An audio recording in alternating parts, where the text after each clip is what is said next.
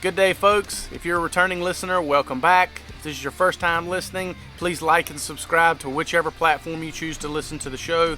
We're available on YouTube, Apple, Spotify, Google, just about anywhere that plays podcasts. You can find us there.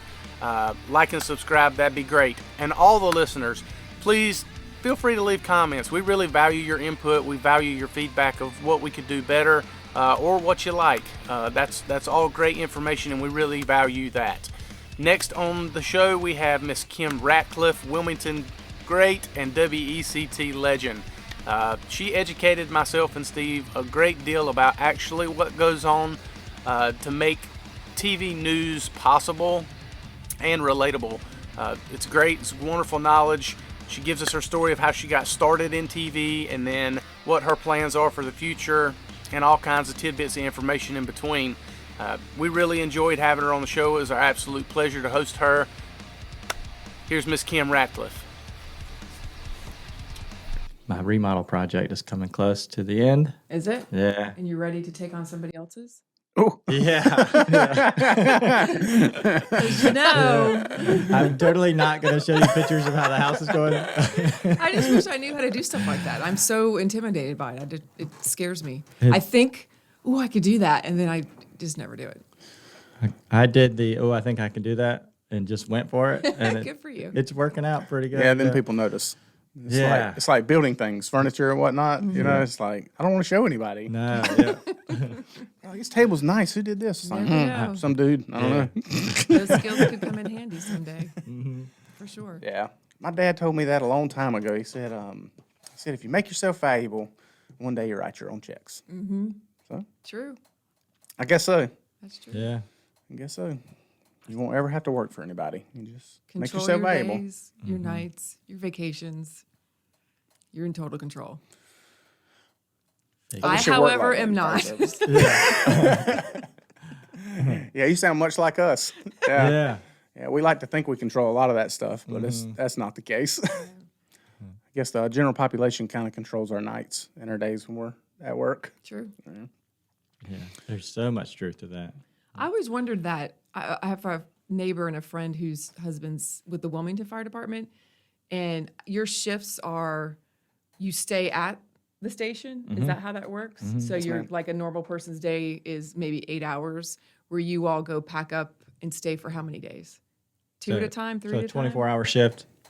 Sometimes if you pick up an overtime or you do a trade, then you'll work your 24-hour shift and then somebody else's.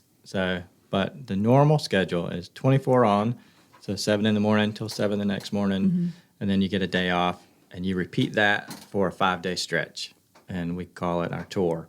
And after that, so you work the 3 of those 5, and then you get a 4-day break. Oh, nice. Yeah, the 4-day breaks are, you appreciate those. Yes, absolutely. Yeah, especially it comes out to be, 12 or so 24-hour shifts a month is what it comes out to be, because there's 3 shifts. I describe it as we would work 24 hours Monday, Wednesday, Friday, and then be off Saturday, Sunday, Monday, Tuesday, and then start it over Wednesday, Friday, Sunday, and be off Monday, Tuesday, Wednesday. It sounds difficult. But it's set for the whole year. That's right. Basically. Yep. I can see what I'm doing in 2025, 2035. If I stay on the same shift, on a shift, I can see it till the day I retire. I know exactly what day I'm supposed to be at work. Yeah, so. It's beneficial when scheduling like vacations or graduations, like whatever. That part is so nice, just to be able to see the schedule. It is hard to explain sometimes. It's like a 9-day work week stuffed into a 7-day work week. Right. Yeah. That's where they get us a lot. Is they don't think we work as much. The general population, they don't think we work as much when in actuality we work. Oh yeah. Probably 3 times more than the general person. Sure. Yeah. We don't do 40-hour work weeks. We do, what is our pay base? 56-hour work weeks. So, and if you pick up an overtime shift or you have training that you have to go to the next day when the day you're supposed to be off, because that's already pre-scheduled too. Oh yeah, yeah. Yep. They love doing that. Well, when you were saying most people don't think you work that much because they don't realize that if there's not a fire, you actually have other things that you're doing. Absolutely. Yeah. Absolutely. And there's more car wrecks than fires. Medical calls. Medical calls. I remember that, was it a couple years ago, they deemed firefighters, first responders to wrecks. Was it 2 years ago, 3 years ago? You mean So in other words, like like normally, obviously they'll send an ambulance, but firefighters are now sent out during wrecks as well. That's been in play for a good while Longer now. than 2 years. Okay. Right. And it depends on the call. I mean, it depends on the type of wreck. There for a while, they were stopping us going to wrecks if there wasn't. I think it was more around the COVID region. No, it was no injury. I was gonna say Yeah. No injury and low mechanism. yeah. Otherwise, you But- become traffic control, and Absolutely. Yeah. Absolutely. But that's also funny too, because I mean, who are you relying on for that information? That it's low mechanism, no injury. Somebody's hazard might not be our hazard. And we look at things way differently. So yeah. I don't know. Or you get the most calm guy in the world, like Yeah. a Brandon Price calling a wreck, and it's complete mayhem. And they're like, "Hey, you got a little wreck down here on the corner." Meanwhile, there's 6 cars on fire. Oh, jeez. yeah. Because of them, it's minor. Yeah. Right. Yeah. There's people that have that voice that no matter what's going on, they're just even keeled. Yeah. That's one of the scariest things I think with what I do is having to report so many bad things all the time that you don't want to glaze over them, if that makes any sense. Sure. You know, it's always heartfelt when you report it. Sometimes I get way too emotional about it and I get choked up a lot. But you have to try to, keep your composure, but then you don't want viewers to think that you don't care or don't have a heart because you feel like you're spitting out the same thing day in and day out. Sure. That seems pretty tough to balance that. I always wondered like how because you're reading the news or sharing the news, and there's happy stories and then there's not happy stories. It seems difficult to just navigate. It's teaching producers too, because the producers I have one comes in at midnight, one comes in at 1, and they're generally entry level producers. So they've no TV experience. The last 3 or 4 I've had have no television experience whatsoever, besides maybe an internship or whatever they did in college. So it's teaching them too to try to spread those things out. But then it's also, we have 3 hours we go through. So it's trying to make sure, I literally only get probably through 1 hour and tell them, just repeat some of those in the next 2 hours because you can't go over everything, but trying to teach them how to kind of spread it out so they don't get caught off guard. And we do get caught off guard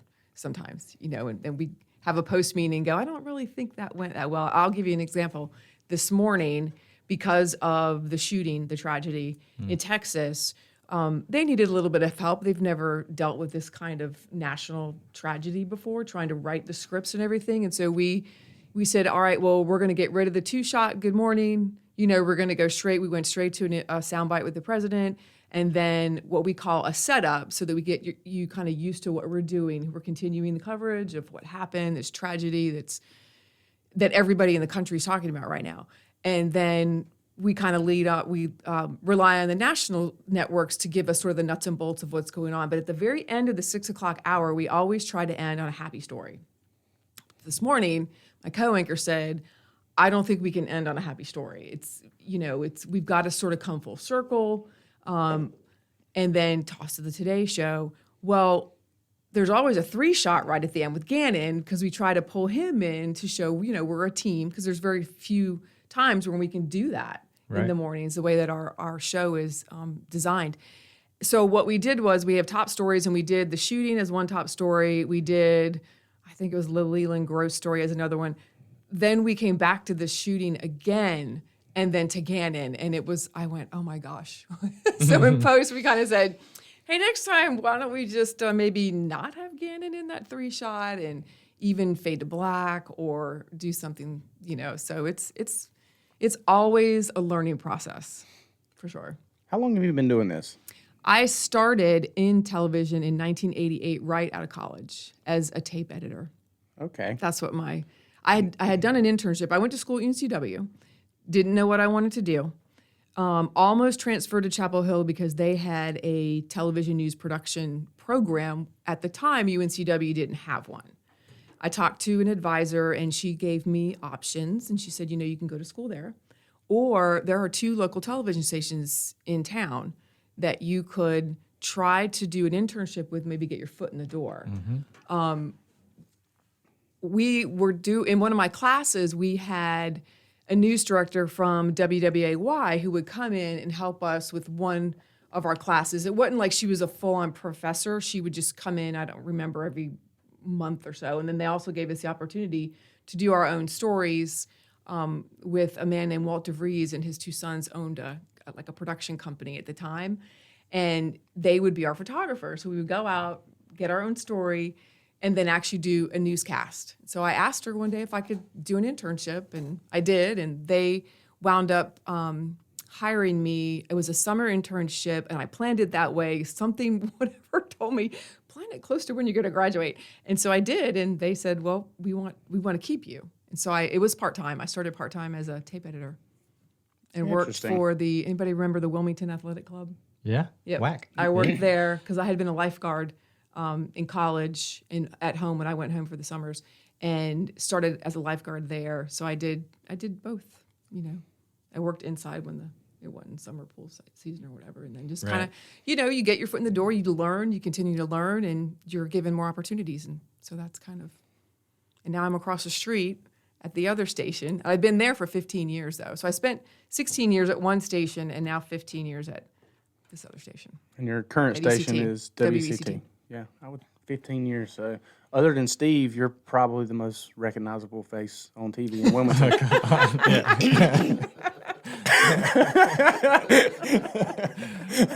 Close.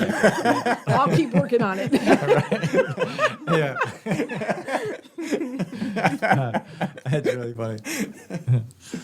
The gaining the experience part sounds similar to our line of work. Like there's things you just can't teach and learn in a classroom setting, and But it's so dangerous what you do, yeah, there's dangerous parts of it, and then there's parts the experience makes it less dangerous. It feels like comparing it to, like you're saying, in the newsroom, you see that sometimes the plan didn't work out just right. Yep. Like it's the same thing, and when it does work out right, there's a joy that's like, all right, somebody's house just burned, So I'm not happy about that part. Everything, all of our training, everything worked out, and this scene went appropriately. And there's like a satisfaction, maybe that's the more correct word, satisfaction with it went Especially when you right. save lives, I'm sure. Yeah. If there's a high point, that's them for sure. But just to piggyback off Steve, just like reporting on a tragic story or something like that, you don't necessarily want to do it. Your tragic story is our house fire. It's still bad, but you can do your duty to report on it and share it the best way possible. Sure. Right? We train to do the best job we can, and that's it. And there's satisfaction in that. I'm sure you feel pleased after you've reported on something that, whether it's hard to report on or easy, when you went about it the right way, it's a lot easier. Yeah. Be proud of what you did. That's right. Every day when you go home. That's right. Exactly. You said that, like with this big story, like everybody's talking about it. There's also, from my side, like I'm working on the house, I'm doing all these other things, and I'm not listening to anything.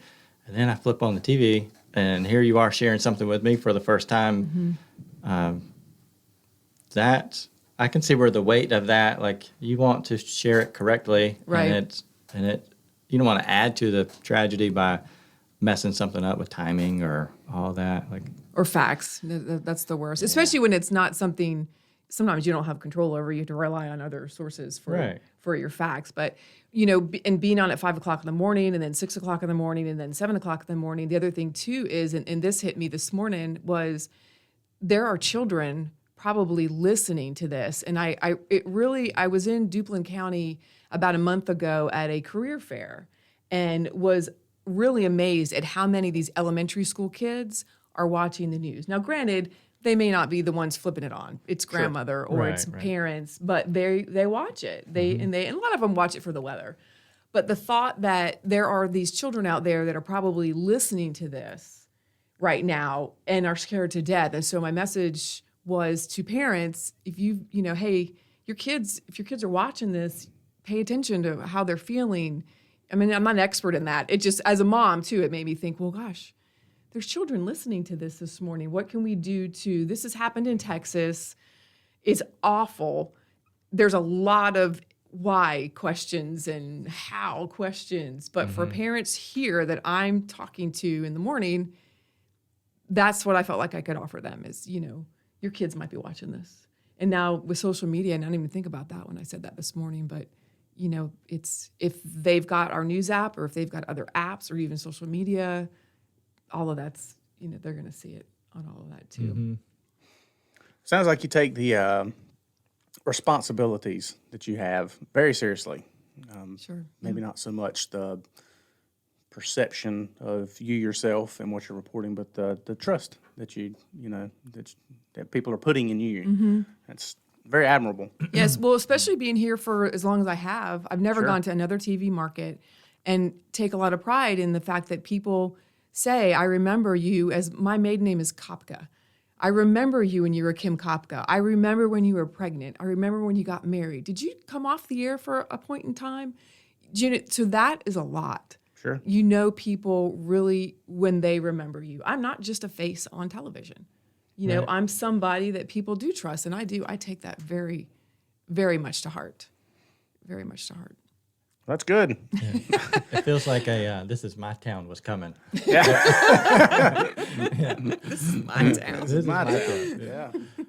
We have a similar feeling for our districts and our county, but it's ours, and you pour in the effort for yours, and there's no negative there. It's kind of hard to explain, but this is ours, and we're here to protect it, here to serve it. Well, I always tell new reporters or anybody new that comes to Wilmington, because some of these kids come from different parts of the country. Sure. I say to them, remember, this is a small market. People are going to recognize you when you go to the store, when you go out to a restaurant, when you go to a bar. You really have to remember that folks are going to probably recognize you, and you've got to remember that because you're reporting the news, whether it's tragedy, whether it's a hurricane, anything, these people have to be able to rely on you. And, when you're 20-something years old, you might not really get that, but... Right. So, yeah. My nickname is Mama Ratcliffe in the newsroom. It's not a bad title. Sharing that He's like- knowledge. Yeah. Yeah, I'm that Mama Duck trying to get him across the street. It always seems like there's just the people out there wanting the gotcha moment. Like, I got you doing this, or I got you. Our chiefs and our people, they tell us the same thing. You're out in general public. Yeah, you're not careful, working. You're not on duty. We get all Right. that, but you still need to act appropriately. You're Sure. You're representing who you work for, and it's all one patch. So And with cell phones nowadays, people, videotaping everything, that you're doing. And then they send it to us sometimes. that's why our studio's in the basement. What is the first thing I said when you took me to the Same top thing of the everybody else stairs says. This is outside? sketchy. This is kind of sketchy. Wait a minute. Same thing everybody else says. Oh, this isn't weird. But it's nice. I think it's really quaint. Well, we appreciate that for sure. It's been a lot of hard work. You said one of your stories was the growth of Leland. Oh, well, gosh. I hear yeah. that? Oh, yeah. What about growth here? The other story Heavens. was growth here and some planning commission public hearings for more townhomes. Everything now is that let's put more on smaller spaces. Sure. So it was townhomes, something they called cottages. And then they were all different parts of town, but there's going to be a public hearing on June 1st because it's still going through the planning commission. So, which is interesting too, because a lot of people don't understand that there's a planning commission that people want to take everything out on them, but there's guidelines and rules they go by. They can't go by what's in their heart. They have to Sure. go by what the law Yeah, they're not says. making stuff up. Right. Yeah. And then it's up to either city council or the county commissioners to make that final decision. They just say, yep, this can work within all the parameters that we are governed to. There's no reason for this not to happen when they do a rezoning request.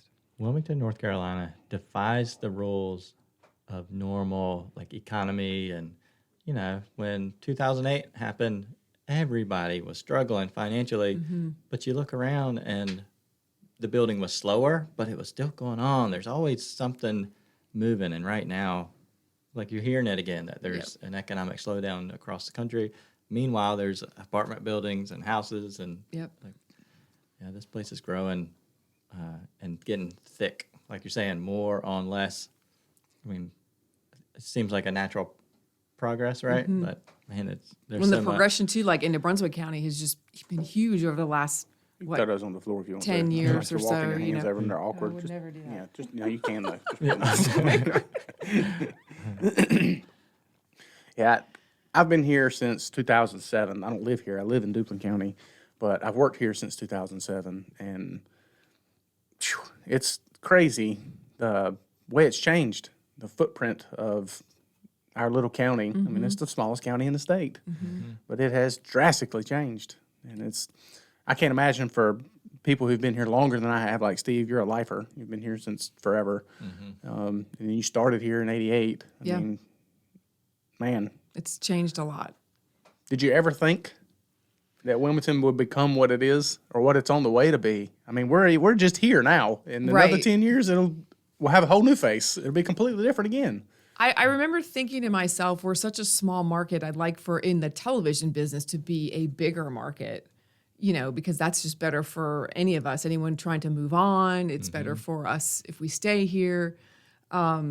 I never really thought about it until now. And now I keep thinking I don't want Wilmington to turn out like some of these other bigger towns where I've seen the same building going on. You know what I mean? And I don't want to pick on anyone city or No. anything, but it's like whenever I drive through Charlotte, Right. it's these giant apartment complexes and they're spread out all over the place. And that's kind of what it feels like is happening here, and they want to put more of those shopping centers next to these apartment complexes, which I get that too. It's just, I don't think I ever thought it was going to be like this. No, I didn't. But then when I look at where my husband and I built our first house, we live over by Ashley, Murray, and Coddington. Not Coddington. I can't think of the name of that Ashley elementary Murray school. and what is that other? Anderson, thank that's you. right. Anderson. None of that was there. None of that was there. Kirkwood, the neighborhood, if that wasn't there. None of it. My street that I live on now, because I ended up moving kind of like around the corner, none of that was there. It was all woods. So, but I like where I live. So it's like that balance. Yeah. Oh, I don't want to not like it, but I like where I live. It's kind of selfish. Yeah, when I got here, Torchwood was about the biggest area on the north side. It was that little Torchwood corridor right there. That was the spot. And then now it's, shoo. Yeah, Jacobs Creek or Jacobs Ridge or Yeah. whatever that. Yeah. That was like the new big neighborhood. That's right. Yeah.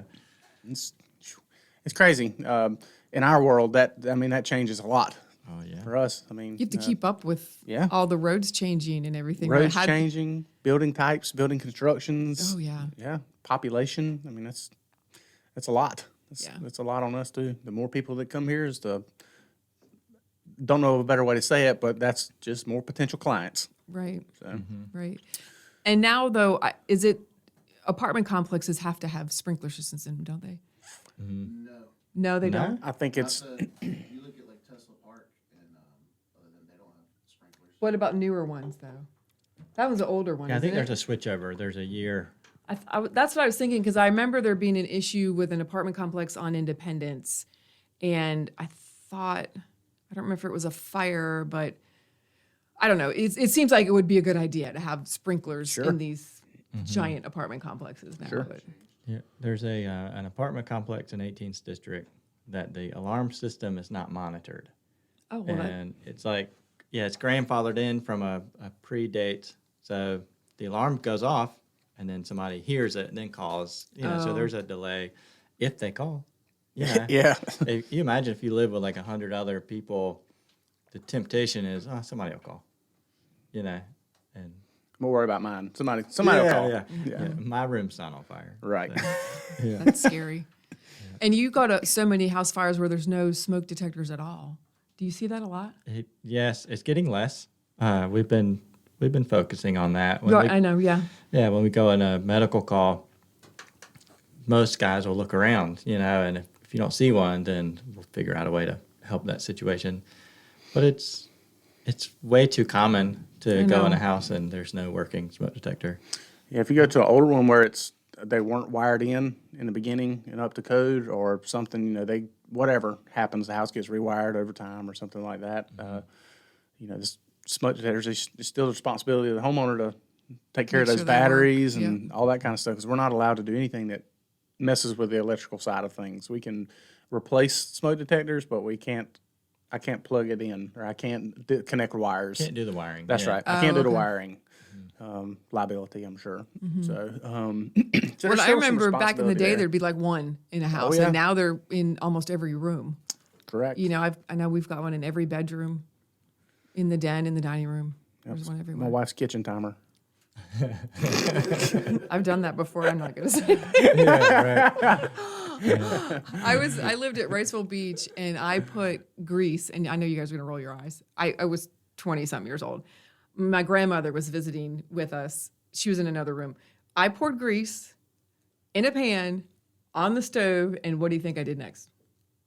Put water in it? Nope. On it? Turned it on high Worse. and walked away. Yep. Yeah, I've done it. Oh my gosh! And then so there's just smoke. Burn that grease up. Yeah. It luckily I don't remember how we got at it or who got it at. I had other roommates. I just remember my grandmother yelling at me, Kimberly, what's going on? Yeah, the disappointment is strong. Yep. And I thought, oh my goodness, don't ever do that again. So yeah. Life lessons learned the hard way. We were fortunate. Like I said, it caused some damage that at my age, I did have to pay for because I rented. But it just burned I don't even think we had a microwave up there, just the oven range or whatever. Sure. Top of it. Yeah, I helped my mom get a new kitchen when I was 14 the same way. Put grease on, was going to fry some donuts. I guess that was like what I wanted to do. And then I went outside, and next thing I know, there's smoke coming out of the house. And yeah, it was. That Trying was to my start first your own structure fire. Brits donuts there in your house when you that were was it. 14. Yeah, Hunt's Donuts Day. Right. Yeah, it was unsuccessful cooking. Yeah, so accidents happen. I think nationwide cooking accidents are like 50% of structure fires. Yeah, they have to be, I would say. Yeah. Some sort of negligence in some form. It's got to be Yeah. a high percentage, just carelessness or something. Like to think faulty electrical work a lot. Yeah, electrical I feel stuff. like we say that all the time. It was an electrical problem, but we never know what was it. Because I mean, my dryer kind of scares me. I've always been heard don't leave your dryer running when you're not home, especially if you don't clean the lint and stuff out, or whatever. So I get really nervous about that. I never run the dryer. Tell my child, don't run the dryer and walk out the door, please. Just don't. Yeah, Don't. the ones just scare in me. my experience, if it's a 2 or 3 story house, and the dryer's on a low floor, but the vent's going all the way out the ceiling or out the roof, that's kind of a problem. That makes no sense.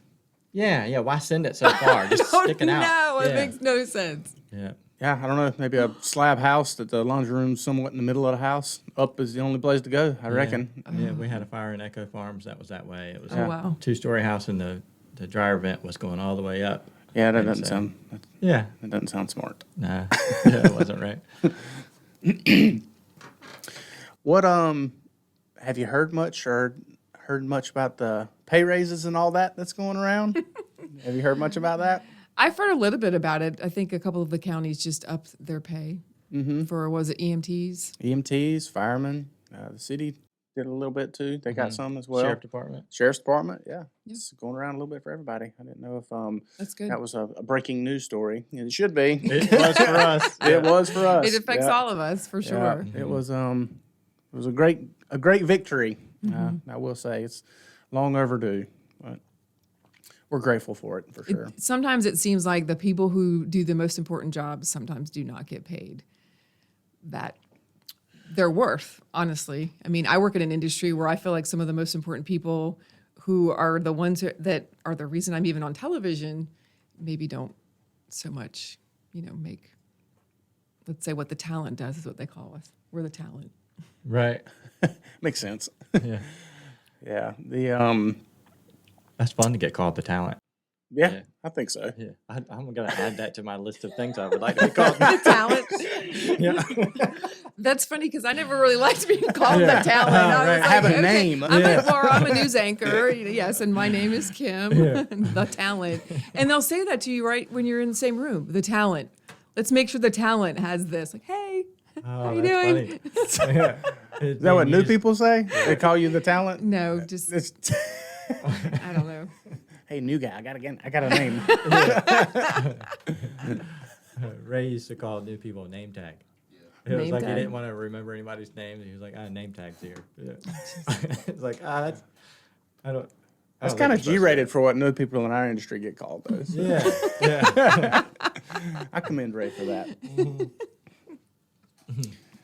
How has news reporting and, I guess, journalism and all that changed Oh my gosh. since the use of 80s? technology? Oh, And technology. yeah, well, the phones, everybody's a journalist or has potential to be. True. How has that changed for y'all?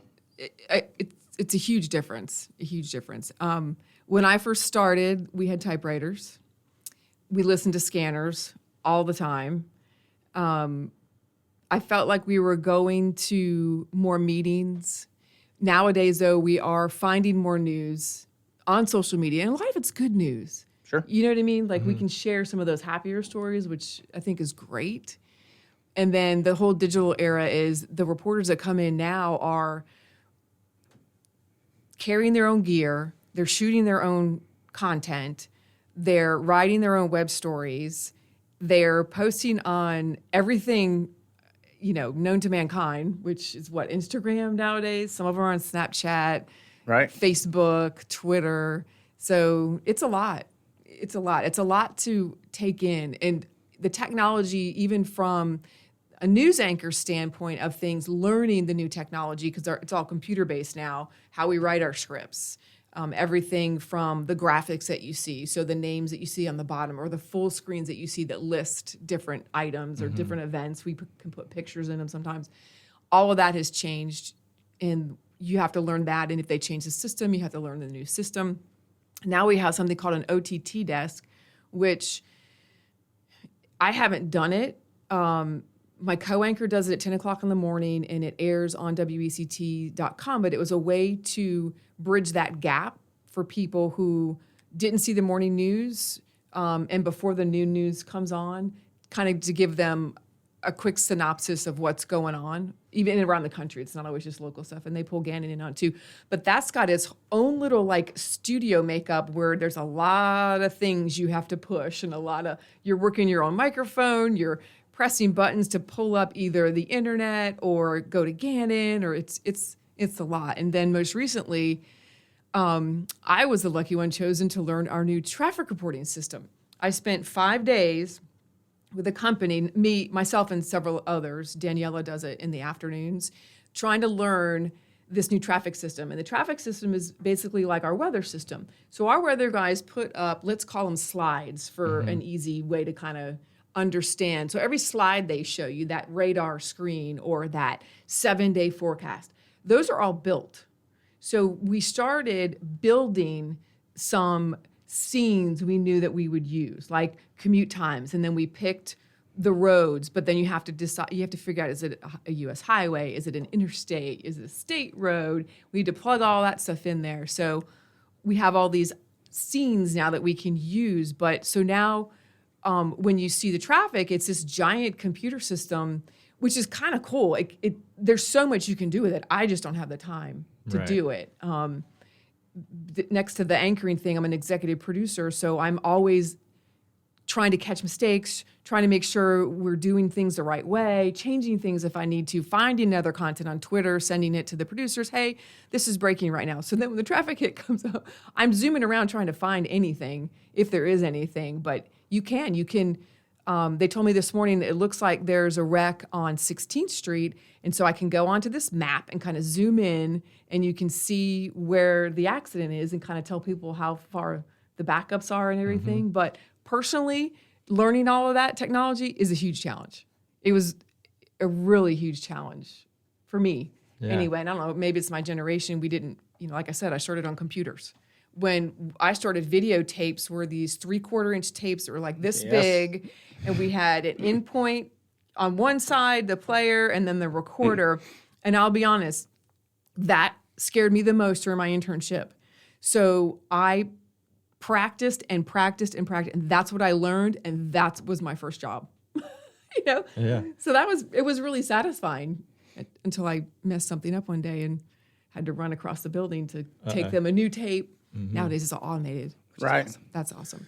The traffic stuff, is it like a satellite, like live? It's live. view? Mhm. That's It's from really DOT. cool. It's from the NCDOT. We need that. We do need that. Yeah. Yeah, it's a program, and it's I've found it frustrating a couple times because it lags. Sure. It's supposed to be real time, but Right. it lags, and it lags because we need the entities like the troopers or somebody else to be reporting it, and that then we can get more real time. But it is real. It's supposed to be real time from the NCDOT. Interesting. You know, the most useful live thing that I've found in my district, we have I-40 and I-140. Apparently, when people that are traveling through call 911 to say, hey, there's a wreck on, they always just mix it up, Yeah. or it is kind of confusing, 140, I-40. Sure. So the maps on your phone show you like the red and the yellow lines. It's like real time. So while 17's getting dispatched to something, I'll jump on and plug in like I'm trying to go somewhere, and then it'll show like, oh, now that's going to be here or there. Yeah, that's- just from other people reporting it, or Yeah. other And we combine GPSs. it with WAZE. So in other words, like if I can't Okay. find it, like they'll tell me, I told the producers, make sure you have that WAZE live map up. That way, if you see something, I can search for it because I don't have a system that just all of a sudden alerts me to a car accident. I have to be hovering over that area for Right. it to show up. And that's actually what we did this morning. So it's pretty cool. Wow. It's funny how the most frustrating things and the things that will give you the most anxiety about, once you overcome it, you're so much more confident, Agreed. Sure. Yes, absolutely. Makes total sense. I think talent might have been a disservice. The of talent. A title It's for the her, talent. though. Yeah, I just assumed, and this is just my sheer ignorance, I'm sure, but I just assumed the people on the TV that you see were just there reading. Seems like she's working a lot. Yeah. We all are. Yeah, it seems like you're doing a lot more than just We all standing are. up there. And there's something to be said too, just for being in the same community for so many years. You're that much more knowledgeable about what used to be here. How Sure. things, you might remember a story in the past that connects with a story in the future or something like that. And so a lot of the research has shown that the viewers in our area like that. They like the fact that they have anchors. All of us. I mean, we're celebrating Francis Weller's 40th year with WECT. John Evans came to this market. We both worked together at WWAY. He and I have both been in this market for over 30 years.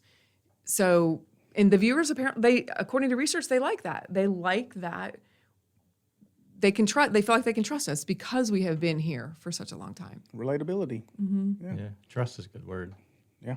Yeah. I mean, That's what we work toward. Yeah. yeah, if I'm seeing you on TV for that length of time, I know you're not spinning and selling and, like you're just, it's your town, Yeah. right? It's my town. It's Yeah. my town. I've been caught a couple of times with my phone because I'm trying to look something up, And, not too long ago, we weren't even allowed to have our phones on the set. And nowadays, we can, because as long as you're finding new content, new information and keeping those viewers up to date, which is our main priority in the morning, which is different from the evenings, is something new. Because otherwise, and we have to repeat a lot of things that people might have seen the night before. It's the nature of the beast. There Right. only so much is going to happen, and people don't want nothing but national news. They want local news. And so it's one of those always searching around, and that's where social media has helped a great deal because of the fire departments, the city police departments, all of these different entities, government entities that we can use. And we can't use personal, we can use government entities makes for sense. information. Yeah, and they're posting so much more nowadays that, I think it's helpful both ways. We can put a suspect out there, tell people to avoid a certain area. I was just fixing to ask that, how when you're searching through social media and all that, and you come across something that may strike you as interesting, how does the vetting process go before you're willing to put this trust that you speak of, on the line to report? I mean, it feels like your facts got to be pretty solid. It does, and that's kind of the scary thing, because I think at first when this first happened, people were sending, let's say, I don't remember if it was like an alligator picture that come to find out it was 5 years old. You know what I mean? Like, so you do have to, but law enforcement, government entities, we'll look at it. Don't get me wrong, but there's a trust there too, that we can trust what they're putting out there is. And it's generally something that is new. It's either a suspect or I can't think of another example, but something that is typically happening. Some officers playing basketball with some kids. There's no harm, no foul in putting that out there. So that doesn't really take a whole lot of vetting. But Sure. The stay away from this area thing ends up helping. Like if we're on a big car wreck scene, it's going to be a while. The traffic control being less congested just helps us do it. And I will tell you this, and this is not a dig or a it's a constructive criticism, because a lot of the 911 dispatchers, we call them first. They are not allowed to tell us. Sure. Right. They're not allowed to tell us anything. I think it's kind of the unspoken rule, excuse me, in the firehouse as well, is we used to get folks, news reporters and whatnot, calling all the time. They'd be like, can you tell me anything or what happened last night, or what happened, 2 hours ago, or something like that. And we're just, I don't know that it's ever been official that we can't say anything, but it's just always been an unspoken. So it was if it's Yeah. There's a PR policy. okay. That's why we have a PI, Yeah. officers. And I totally understand that. I just wish, from our standpoint, trying to alert the media and not doing anything but trying to alert the media, we're not trying to do anything nasty or evil. Yeah, it's help me It's help to you. help, yes. And if that one person, if there could be one person, if there is a fire overnight, because we always ask for a callback. We'll call dispatch and ask for a callback. And the assumption is that they will notify whoever they needs to be notified that's on that scene. Sure. And that hopefully that they would call us back. And I get there, you might be tired, but if it's a public service, to try to get that information out there, then that's what our hope would be, was that they would try to get it to us. We'll have to see if we can help with that. Yeah, I almost wonder if the motives from the news side of things, the media side of things, is almost skewed with what on our end. Because there's a lot of. I'm sure somebody got burned. Sure. You see what I'm there has to saying? be. There has to be some control. Right. That and just the distrust in modern media all the way around, from the general public, and more importantly us. I don't want to say something and then you report on something I said, then they're going to fry my ass. Yeah. So you know what I mean? Yeah. I think that's the biggest thing, is they just want to make sure that the right information goes out, that the right person's given, because you ask some firefighter on the scene that's been there for 5 minutes, or Right. Only run the job for 4 months. They're not going to know exactly what the best way to. Because there's some stuff we have to keep, if there's fatalities, we got to keep, some stuff under wraps, and Agreed. Now from Gordon Road, we have Agreed. name tag. Yeah. scouting off something. But yeah, I think it's Agreed. Yeah, there does have to be some kind of control. But there's a I've worked a battalion chief position where I've had to give a call back to the media, and we do try to get back as soon as we can, because we do want because we know if we don't say anything, something's still going to be said. We just want to make sure we want to give our If we're on the scene, we can report what we see. Sure. And then if we don't, then we're not doing our job. Right. That's what we're here for. Right. Right. I've always had a sense of maybe empathy or compassion towards the news reporters that show up on scene, because to us they're nothing but in the way, but then they're like, it's my job. Yeah. So yeah, I've I know, always felt a little I've- empathy towards them. It's been a long time since I've had to be on the scene of anything, but I always remember trying to, respect the boundaries. Sure. And understand, but also make myself known. Right. So I'm not overlooked, and that I'm here. Hey, it's cool. Just come talk to me when you can, but please come talk to me. I think it's an easy fix. It's just simple explanation of motives and why everybody's where they are, and a trust that has to be built between And everybody. it has gotten better because when I first started in the 80s, there were not PIOs. There weren't PIOs. There are so many more PIOs now. Right. You know, and so everybody has taken an interest and realized the need for that. But yeah, a long time ago, back in the day, I hate that phrase. There weren't that many. From your side, does a PIO help the situation, or is it an excuse or a stumbling block? You know what I mean? Both. Both. It can be both. Yeah.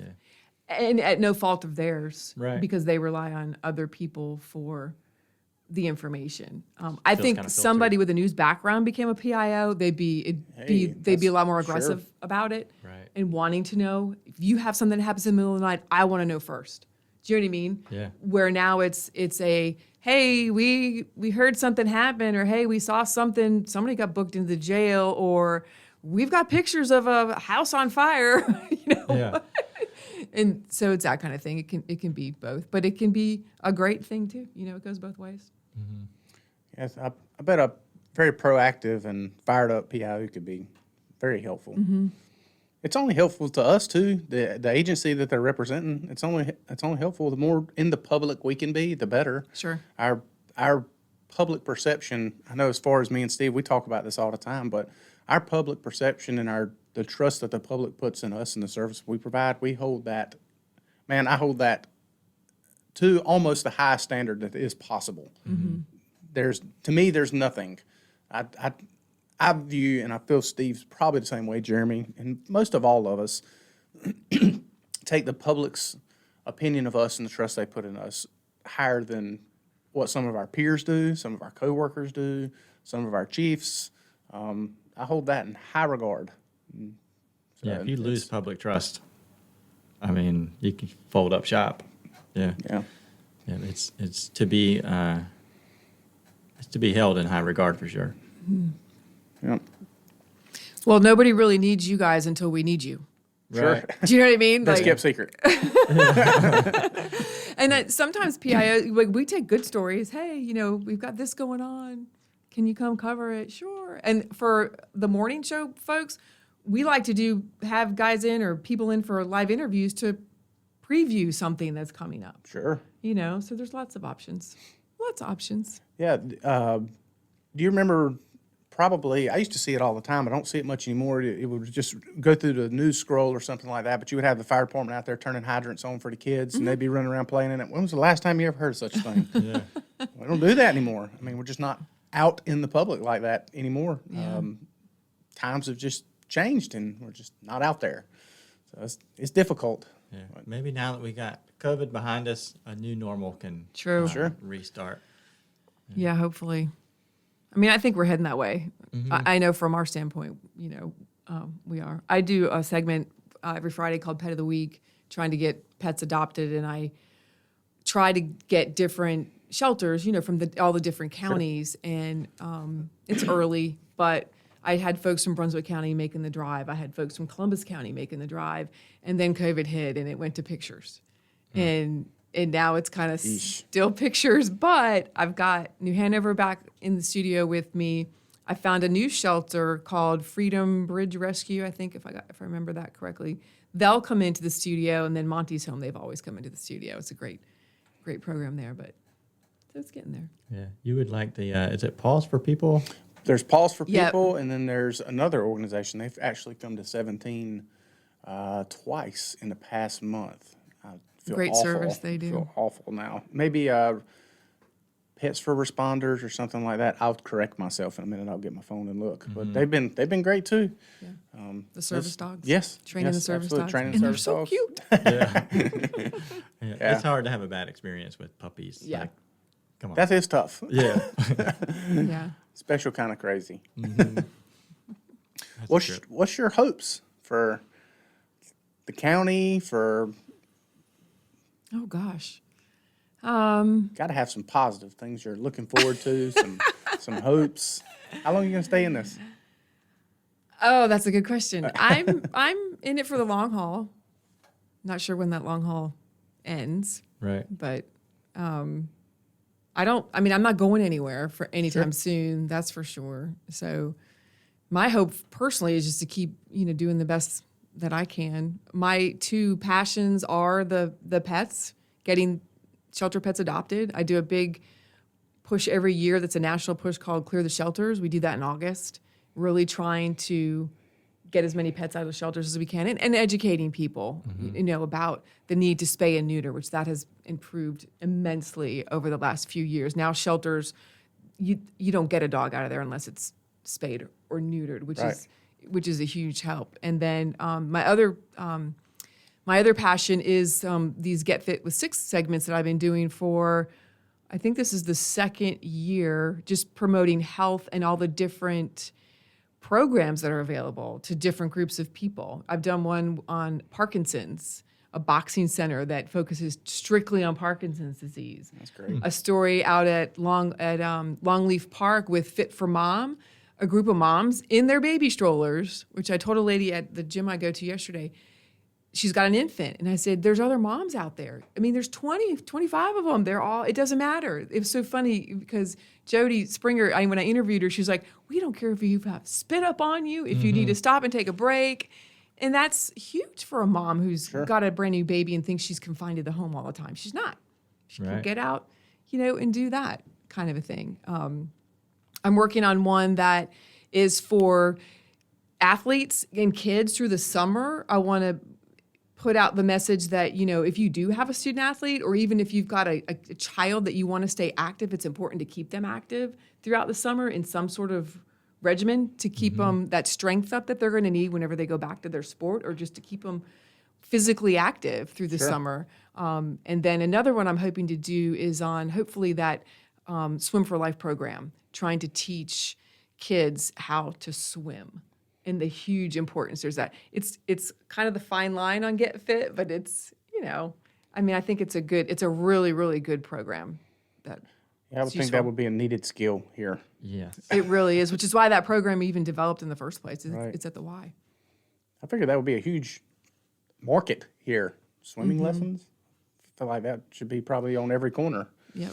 You'd be surprised, though. I was at Carolina Beach a couple weeks ago, and the fear in this mother's eyes when her daughter was out too far, wasn't a very good swimmer. I'd already seen some surfers go after two people and help bring them back in. And I don't know, I didn't see a rip current. They might have just were out too far and were tired and couldn't get back in.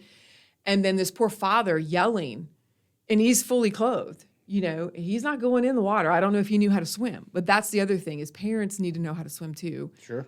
Because you don't want that feeling of helplessness when that happens to your child, and we live on the coast. Right. You've got to be able to go after your child, Well, it sounds like you got a full plate of projects. No, it's always intriguing to me.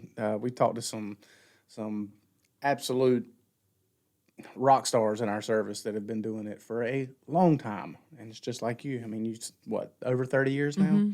There's got to be something that, nobody would ever blame you for just saying, okay, I'm done with this. It's been great. Everybody would applaud you on the way out. They'd be like, well done. But then what would I do? Great. What would I do? Right. Yeah, but something keeps you going. Something keeps you wanting to do it. And It does. that's always intriguing to me as to what. And I've gravitated toward, I've always been health kind of fitness anyway. And then, I don't know, I love animals. And so those two things just sort of have become my identity on television. Those are my, the things that I work on the most. Cool. Makes sense. It does. Anything for hurricane season? Got any big news coming up for that? Did you hear the predictions? No, I haven't. You did? What are they? Are they fantastic or not so great? 7th year in a row.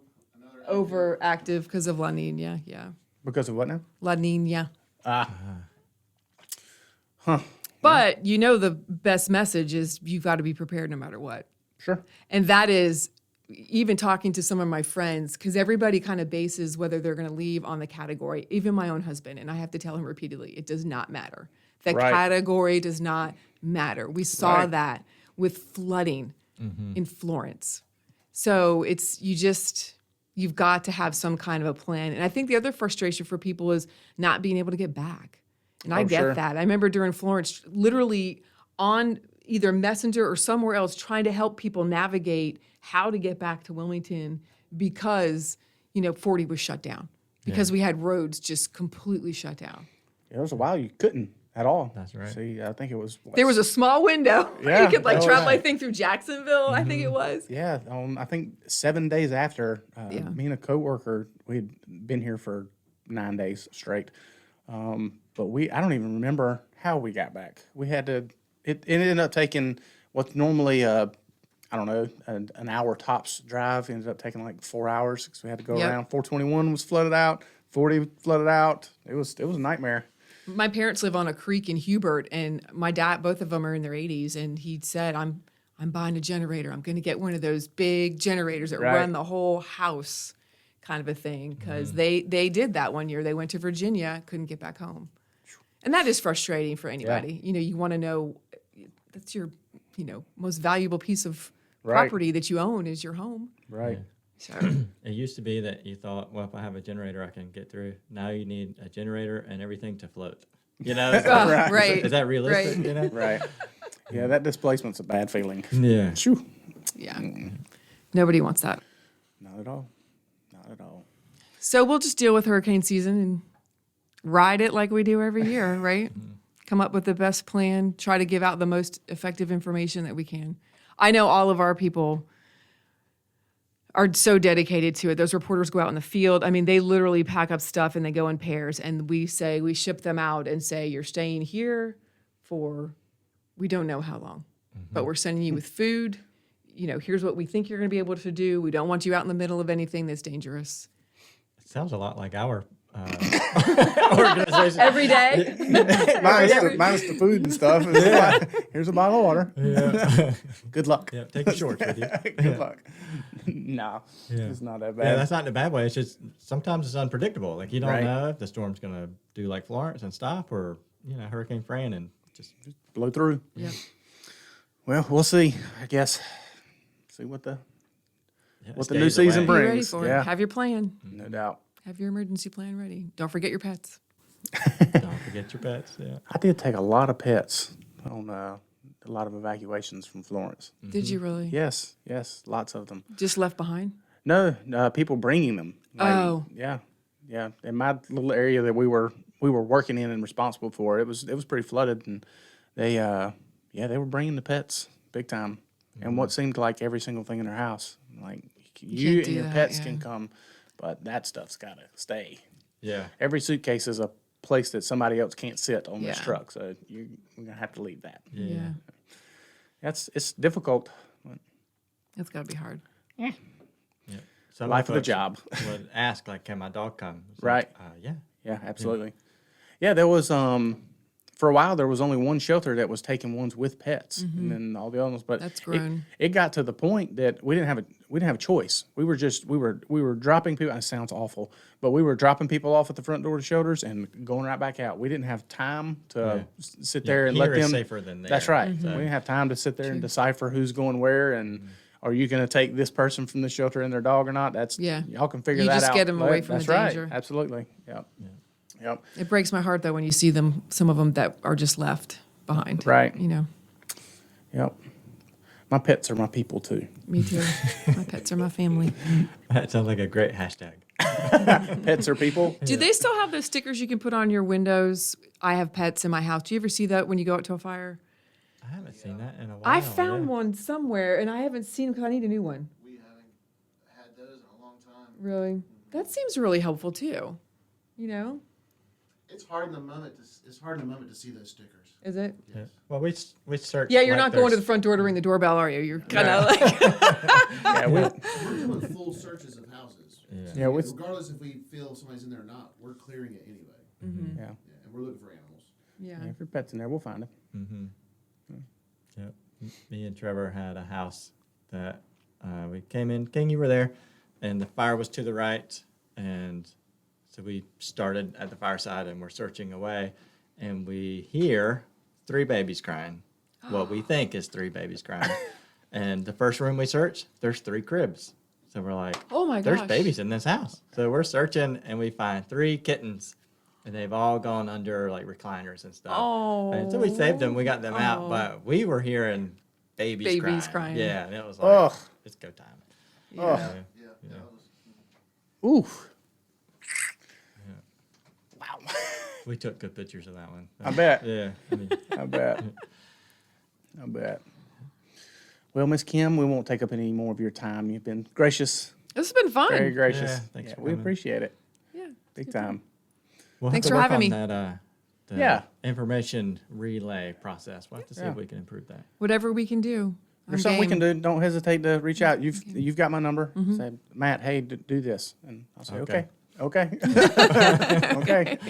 Hey, Matt, you're working this morning? Anonymous source. I just need confirmation. Is it a working fire? If not, I won't bother you. I'll just send you a green check or a red X. But that's what we deal with a lot. We're like, can you just tell me if I need to send somebody? Yeah. You know? Right. And sometimes I'll just say, yes. And you're not telling me. Just, Right. you're not going to get in trouble for saying yes. Sure. You know? Yeah. Sure. Yeah. That's awesome. Well, it's been a pleasure. Thank you so much. Yeah. Thank thanks you. for coming. All right.